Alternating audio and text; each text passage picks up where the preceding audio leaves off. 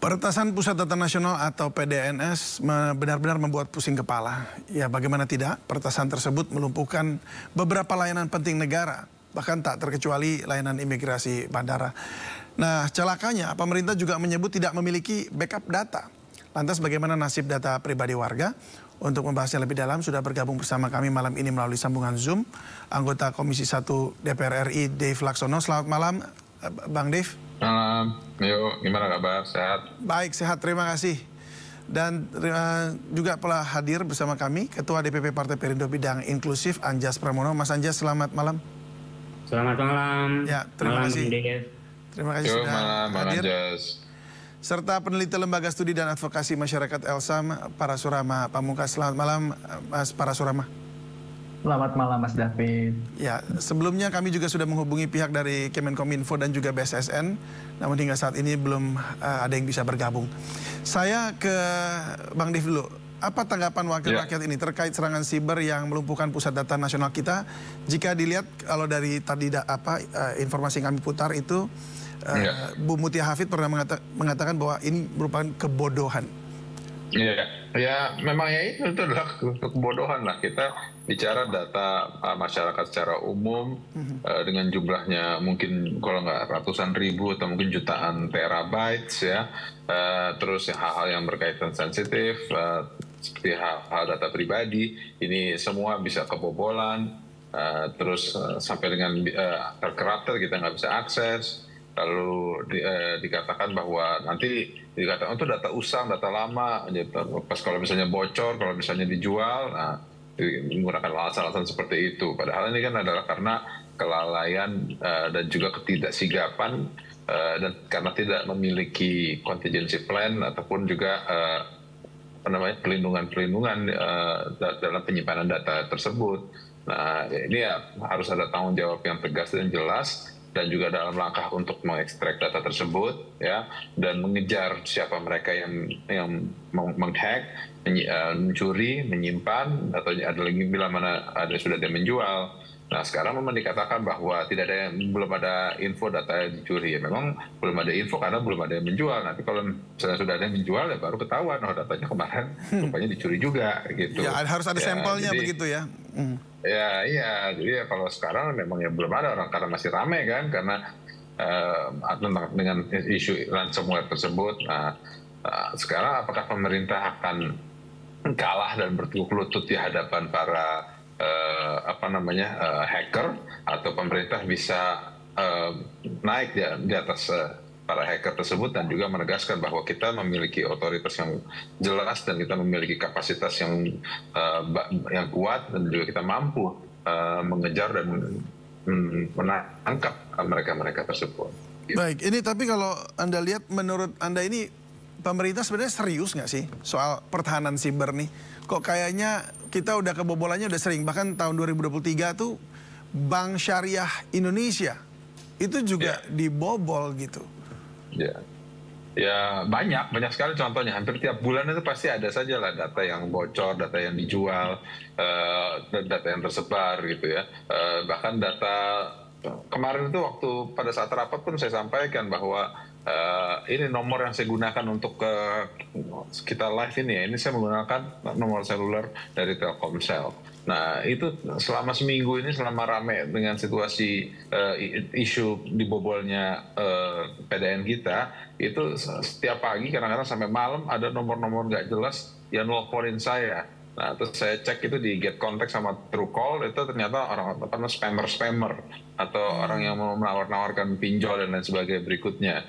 Nah itu menunjukkan bahwa data saya aja sudah tersebar kemana-mana. Nah, jadi apalagi data orang lain gitu. Dan juga jangan juga pemerintah langsung bilang ya memang saya juga korban loh. Kalau ya Anda yang korban ya apa tahapannya, apa langkahnya melakukan perlindungan kepada masyarakat gitu ya. Jadi jangan mencari simpati, justru harus menjadi hero akan situasi yang ada sekarang ini begitu. Baik, saya ke Mas Anjas. Mas Anjas, apa tanggapan Anda ini melihat yang arti ketidaksiapan, bahkan backup juga nggak ada, lalu kebobolan seperti ini tadi disebutkan juga ini menjadi sebuah kelalaian yang parah gitu. Kalau ini bukan sekedar hanya kelalaian, tapi benar kata Mbak Mutia bahwa ini sebuah kebodohan yang tersistematis dan terjadi secara terus-menerus kayak gitu. Kebetulan memang karena pada waktu malam ini jadi agaknya kurang asik karena Kominfo dan BSSN sendiri tidak hadir dalam diskusi kita pada malam ini kayak gitu ya. Kemudian saya banyak beredar di isu di masyarakat, mereka ini kan lagi melempar bola panas, di mana ini bukan salah wewenang Kominfo, ini wewenangnya BSSN, dan begitu juga sebaliknya kayak gitu. Justru malah isu yang beredar adalah bahwa ini adalah serangan balik dari para bandar judi online. Itu kan, dan itu belum terbukti sepenuhnya benar kayak gitu kan. Jadi berhentilah kita di sini mencoba melempar bola api liar kayak gitu kan. Kemudian yang saya tekankan kedua adalah ketika ini kemudian ada wacana untuk pembangunan di KEK, kawasan ekonomi khusus, pembangunan data center di Indonesia di Batam nantinya di tahun depan kayak gitu kan. Nah, berhentilah coba untuk melakukan hal-hal yang di sini justru merugikan masyarakat kayak gitu. Ini bicara soal data, ini bicara soal privacy kayak gitu ya. Dan kebetulan memang yang ingin kita tekankan di sini adalah bagaimana sebuah kebodohan pemerintah yang terjadi sistematis dan terus-menerus ini berulang. Tidak adanya evaluasi. Evaluasi apa? KPI kita berkaitan soal developing sebuah platform itu tidak ada. Karena kebetulan aja seorang lulusan IT ya, IT jadi saya paham tentu tentang apa itu enkripsi, dan dimana ketika data sudah dienkripsi itu tidak akan bisa kembali kayak gitu, kecuali bisa membuka datanya itu sendiri. Makanya mereka memberikan tebusan, dan ketika pemerintah harus memberikan bayaran tebusan itu artinya pemerintah sudah kalah gitu kan. Sebuah negara yang 270 juta orang itu telah kalah gitu. Nah, ini yang aku pikir secara kita melihat bahwa Partai Perindo di sini kita menekankan bagaimana asas meritokrasi dalam penawaran tender project itu memang harus dikedepankan. Karena banyak sekali isu-isu yang atau bahkan fakta-fakta yang beredar bahwa tender proyek di kementerian, terutamanya di Kominfo ini kan berbasis siapa kenal siapa dekat kayak gitu. Nah, ini yang coba kita tentang dengan halus kayak gitu. Dan ini juga pasti menjadi bahan evaluasi kita bersama bahwa ketika kita membuat platform, tidak hanya platformnya aja gitu kan, tapi di situ butuh KPI berupa security program, kemudian keamanan dan sebagainya. Itu tidak hanya bisa kita menyalakan sebuah Windows Defender yang dimana ini lazimnya semua PC, semua gadgets ini menggunakan Windows Defender, kemudian dengan alasan Windows Defendernya crash dan sebagainya, itu bukan alasan seorang intelektual gitu. Dan ini aku pikir ini bisa menjadi evaluasi bersama untuk ke depan itu. Baik, jadi tampaknya ada saja alasan yang dicari untuk tidak mau bertanggung jawab begitu ya. Saya ke Mas Parasu, ini investigasi seperti apa yang harus dilakukan untuk melihat persoalan ini dengan jelas, maksudnya sampai bisa dipulihkan? Ya, ini merupakan sebenarnya kewenangan yang dimiliki oleh BSSN ya, berdasarkan kewenangan yang dikeluarkan oleh Perpres dan juga standar yang diberikan lewat per BSSN. Nah, di dalam per BSSN mengenai standar keamanan mengenai SPBE ada satu standar mengenai pusat data. Nah, di dalamnya itu ada beberapa klausul yang dimandatkan, misalnya bahwa sistem ini harus mengacu pada SNI 8799 mengenai pusat data, kemudian bahwa koneksi ke pusat data itu harus ya melakukan backup informasi. Nah, itu yang hari ini kita tidak temukan. Dan kedua, juga harus memiliki autentifikasi yang jelas gitu. Dan inilah yang kemudian bisa kita simak betul di dalam peristiwa ini, bahwa ada dugaan pembangunan dan standar yang dimasukkan di dalam sistem ini tidak sesuai dengan apa yang ditentukan oleh BSSN. Dan tentunya ini jadi persoalan, Mas David, karena kan kita juga agak bingung ya, kemana kita harus memintakan pertanggungjawaban dalam konteks misalnya Undang-Undang PDP ketika berkaitan dengan pemrosesan data pribadi. Dalam konteks ini kan Kominfo itu dia sebagai pihak yang menyimpan ya sementara kemudian 280-an kementerian serta lembaga itu adalah orang yang mengumpulkan data-data. Nah, dalam situasi ini ada semacam ketidakjelasan siapa yang harus dipertanggungjawabkan secara nyata ya. Karena kalau bicara Undang-Undang PDP, mestinya pengendalilah yang secara proaktif memberitahukan misalnya pada publik bahwa telah terjadi kebocoran dan kewajiban-kewajiban lain terkait insiden-insiden seperti ini. Nah sayangnya kita melihat adanya semacam lempar tanggung jawab lempar bola panas seperti ini antara satu pihak ke pihak lain. BSSN sebagai pihak yang diberi kewenangan untuk menginvestigasi melempar ke Kominfo, Kominfo melempar kembali ke BSSN. Sementara kita luput sebetulnya melihat ada juga tanggung jawab pihak lain, kementerian serta lembaga yang menyimpan datanya di dalam sistem ini, termasuk presiden ya. Karena yang namanya Pusat Data Nasional itu kan muncul lewat Perpres SPBE 2018, itu mandat langsung dari Perpres ini. Nah, kita luput membicarakan bahwa presiden juga semestinya bertanggung jawab atas peristiwa ini, begitu Mas David. Ya, baik. Nah ini memang jadi karena tampaknya belum lengkap semua badannya. Tapi saya dengar ada rencana kan kalau tidak salah ya, Bang Dave, ada rencana membentuk angkatan siber. Jadi nggak sih? Bang Dave? Halo, masih. Sorry, maaf. Siap. Maaf. Tadi rupanya keputus, jadi saya kena mute. Ya, enggak. Jadi itu adalah sempat diutarakan, disampaikan oleh kalau nggak salah Gubernur Lemhanas beberapa waktu yang silam. Nah, memang tapi kan sekarang kita memiliki BSSN. Jadi kalaupun kita bentuk angkatan cyber ya seperti di Amerika ataupun di sejumlah negara lain, ya berarti itu berdampak juga kepada otoritasnya.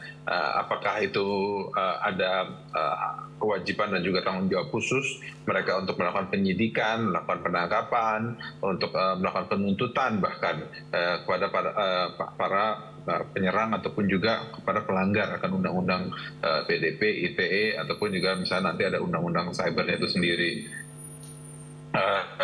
Jadi ini yang harus dipertimbangkan sebelum kita melangkah ke sana. Jadi dibanding kita membuat satu institusi yang baru, lebih baik kita perkuat dan perbaiki institusi yang ada. Yaitu sebab BSSN yang disampaikan itu kalau tidak salah kemarin angkatan siber ini justru yang akan jadi pusat. Jadi mereka semua yang akan bertanggung jawab nih di angkatan siber ini gitu. Itu yang jadi idenya kan kalau tidak salah pada saat itu. Kalau sekarang kan masih yang jadi bagaimana nih siapa yang harus bertanggung jawab dan bagaimana harus memperkuatnya kalau nggak ada yang paling tingginya untuk memayungi gitu. Ya makanya itu kita akan membuat panja dulu ya, kalau nggak panja pansus untuk mengenai PDN ya, apakah nanti ke depannya hasil temuannya itu kita perlu membuat undang-undang baru untuk masalah kedaulatan cyber, cyber security, atau masalah keamanan cyber ini kita masukkan di dalam undang-undang keamanan nasional, atau undang-undang PDP-nya itu kita perkuat lagi, kita rubah lagi, kita revisi lagi untuk memberikan otoritas yang jelas. Nah itu nanti setelah panja itu bekerja. Kapan panjanya tuh, Bang Dev? Enggak Pak, ini kita baru hasil rekomendasi rapat kemarin, jadi baru nanti akan kita bahas. Tapi juga kan harus dipertimbangkan sisa masa jabatan kita ini kan hanya tinggal berapa bulan lagi kan. Jadi kan hanya tinggal satu masa sidang lagi. Nah, seberapa efektif kan untuk kita membuat panja, apakah bisa kerja dengan cepat ya apabila memang sudah memiliki otoritasnya, memiliki solusinya ya kita laksanakan. Yang penting kan pelayanan masyarakat itu benar-benar tidak terhenti. Kenapa? Karena ya kalau misalnya hanya 800 orang masih mudah ya untuk mengumpulkan data. Tapi kalau kita bicara NIK, nomor paspor dengan jutaan data, ya apa mungkin kita akan keluarkan NIK untuk seluruh rakyat Indonesia? Apa mungkin kita ganti nomor paspor seluruh warga Indonesia? Kan itu kan nyaris tidak mungkin lah untuk berbicara membuat data ratusan juta orang seluruh Indonesia. Nah, jadi yang lebih penting ini kita langkah-langkah ke depannya itu memperkuat dan juga mencoba men-track kembali data-data yang terkerap sehingga bisa dikembalikan dan juga bisa diaktifkan dan pelan-pelan dipulihkan kembali. Begitu. Oke, saya ke Mas Anjas, gimana tanggapan Anda? Mana yang harusnya lebih dulu dilakukan gitu? Oke, saya menarik ketika kita tadi pemerintah berupaya menggunakan tim tentara cyber atau cyber troops kayak gitu seperti di beberapa negara Amerika gitu kan. Tapi yang saya coba meragukan adalah bagaimana kesiapan pemerintah ketika membentuk cyber troops. Tupoksinya sebagai apa, job desk-nya sebagai apa. Jangan-jangan cyber troops dibentuk hanya untuk meramaikan dunia maya alias seperti buzzer kejadian 2024 kemarin katakanlah. Nah ini kan juga menjadi bahan perlu evaluasi. Apa tupoksi atau job desk-nya nanti di bawah siapa wewenangnya dan apa fungsinya itu juga harus clear. Tapi saya lebih mengkritisi bagaimana pemerintah saat ini seperti pemadam kebakaran. Maksudnya seperti apa? Mereka datang, Kominfo dan BSSN itu datang ketika something wrong happen kayak gitu kan. Nah ini yang perlu kita evaluasi. Artinya apa? Pemerintah ini tidak hanya bisa menjadi pemadam kebakaran, tentunya butuh mitigasi. Mereka harus melakukan mitigasi yang apa namanya perlu kita untuk melakukan evaluasi bersama kayak gitu. Nah, PR-nya adalah apa barang mitigasi yang perlu kita siapkan, yaitu recovery data. Backup data itu sangat penting sekali. Dan lucunya pemerintah dari sekian banyak data yang ada di PDN, itu pemerintah mengatakan bahwa semua belum tentu memiliki backup data. Nah ini lucu lagi, ketika tidak ada dari kementerian itu telah melempar ke PDN dan si kementerian ini tidak memiliki backup data, artinya bagaimana kita untuk merecovery. Jadi dan ketika ini sudah terenkripsi secara kripto atau secara teknologi itu terenkripsi, dan ketika enkripsi itu tidak bisa dibuka, artinya ya sudah ikhlaskan data itu, collecting dari awal, karena itu tidak akan pernah bisa terbuka. Itu yang prinsip dilakukan dalam teknologi blockchain ya seperti itu. Nah artinya apa? Inilah artinya kelemahan pemerintah tidak menguasai dari basisnya, layernya. Itu kita hanya melulu soal menjadi pemadam kebakaran tanpa ada mitigasi-mitigasi yang aku pikir ini juga belum menjadi evaluasi untuk kedepannya. Baik, Mas Parasu, lalu apa langkah-langkah yang Elsam bisa kasih rekomendasi kepada pemerintah juga untuk melakukan pemulihan di sini? Tapi sebelum Anda jawab, kita akan jeda dulu sejenak. Kita akan kembali usai jeda berikut. Pemirsa, tetaplah bersama kami di Sindo Prime.